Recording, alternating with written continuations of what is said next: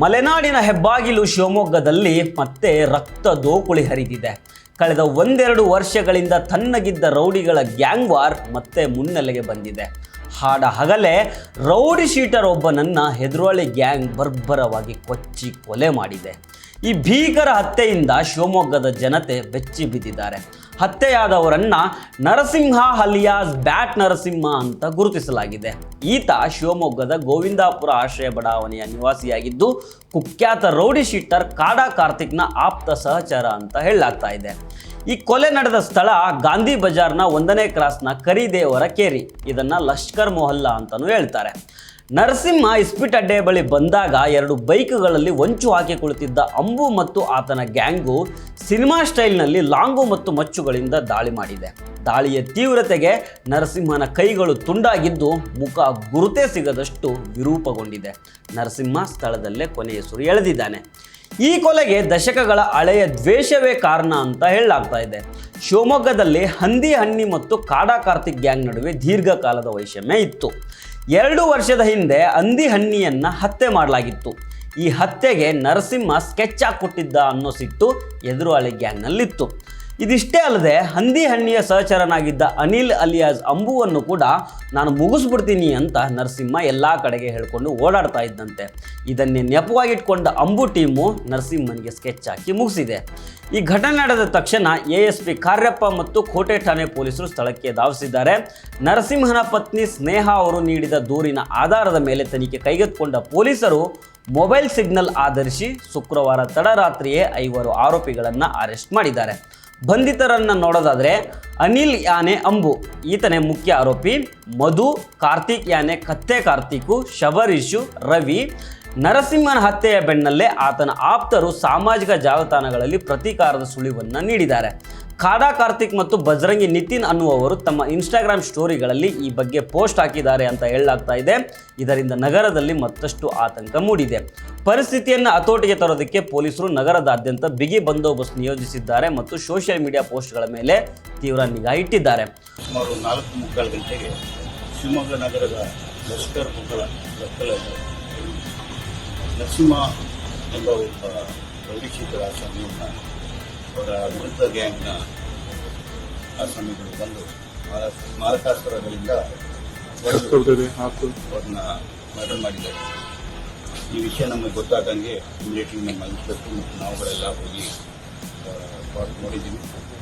ಅವ್ರನ್ನ ಈಗಾಗಲೇ ಮೋರ್ಚರಿಗೆ ಶಿಫ್ಟ್ ಮಾಡಿದ್ದಾರೆ. ಅವರ ವೈಫ್ ಆದಂಥ ಸ್ನೇಹ ಅವರು ಈ ಬಗ್ಗೆ ಒಂದು ಕಂಪ್ಲೇಂಟ್ ಕೊಟ್ಟಿದ್ದಾರೆ.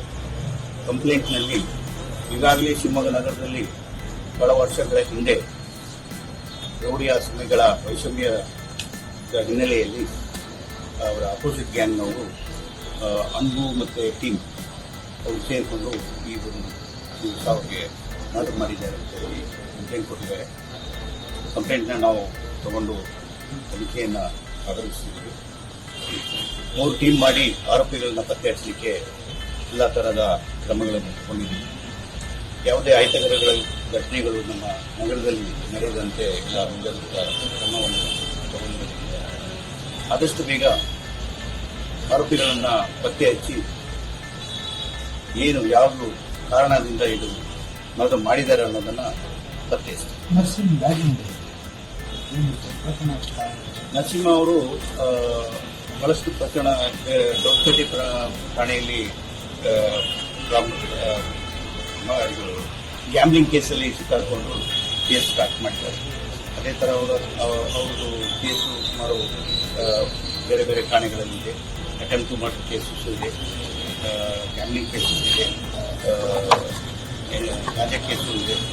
ವಿವಿಧ ಕೇಸುಗಳು ಅವ್ರ ಮೇಲೆ ಇದೆ. ಅವ್ರ ಮೇಲೆ ನಮ್ಮ ಕುಂದನಗರ ಠಾಣೆಯಲ್ಲಿ ಹೋಗಿಸಿದ್ರು.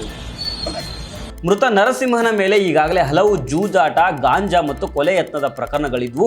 ಆದರೆ ಈಗ ನಡೆದಿರುವ ಈ ಗ್ಯಾಂಗ್ ವಾರು ಶಿವಮೊಗ್ಗದಲ್ಲಿ ಮತ್ತೆ ಭಯದ ವಾತಾವರಣವನ್ನು ಸೃಷ್ಟಿ ಮಾಡಿದೆ. ಕೊಲೆಗಾರರಿಗೆ ತಕ್ಕ ಶಿಕ್ಷೆ ಆಗಲಿ ಅನ್ನೋದು ಮೃತನ ಕುಟುಂಬದ ಆಗ್ರಹವಾಗಿದೆ. ಸರ್ ಅವ್ನ ಮದುವೆಗಿದ್ವೆ ಏನೂ ಆಗಿಲ್ಲ. ಈಗ ಒಂದು 10-15 ವರ್ಷದಿಂದ ನಮ್ಮ ತಂಗಿ ಮಗಳ ಮನೆಗಿದ್ದ ಅಷ್ಟೇ. ಅವನು ಆಟ ಹೊಡ್ಕೊಂಡು ಸ್ವೀಟ್ ಆಡ್ಕೊಂಡು ಇದ್ದ ಅಷ್ಟೇ ಗೊತ್ತು ಸರ್. ನಮ್ಗೆ ಇನ್ನೇನು ಗೊತ್ತಿಲ್ಲ. ನಾವ್ ಇರ್ಲಿಲ್ಲ ಸರ್ ನಾವು ಇನ್ನ ನಾನು ಅದೇ ಈಗ ಬಂದಿರೋದು. ಅವರು ಸಿಕ್ಕೇ ಇಲ್ಲ ನನಗೆ, ಇವ್ರಿಗೂ ಸಿಕ್ಕಿಲ್ಲ. ಇವ್ರು ರಾಗಿ ಗುಪ್ತಾಗಿರೋದು ಅಲ್ಲ, ಬೊಮ್ಮನ ಕಟ್ಟೆ. ನಾವು ಸಿಗೇಟಿಲಿರೋದು. ಅವಾಗ ಯಾವಾಗನೋ ಒಂದೊಂದ್ ಸಲ ನಮಗೆ ಕರಿಯನು ಕಳ್ಸನು ನೋಡ್ಕೊಳೋಣ ಅಷ್ಟೇ ಸರ್ ನಮಗೆ ಗೊತ್ತು. ನಾನು ಅಷ್ಟೇ ಮನೆಗೊಂದು 2 ತಿಂಗಳಿಂದ ಹೋಗಿ ಮಾತಾಡ್ಸ್ಕೊಂಡ್ ಬಂದಿದ್ದೆ ಸರ್.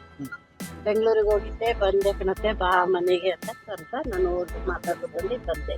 ಮಟನ್ ಮಾಡಿದ್ರಿ, ಊಟ ಕೊಟ್ಟೆ ಅಂತ ಇದ್ದು ಊಟ ಕೊಟ್ಕೊಂಡು ಬಂದೆ.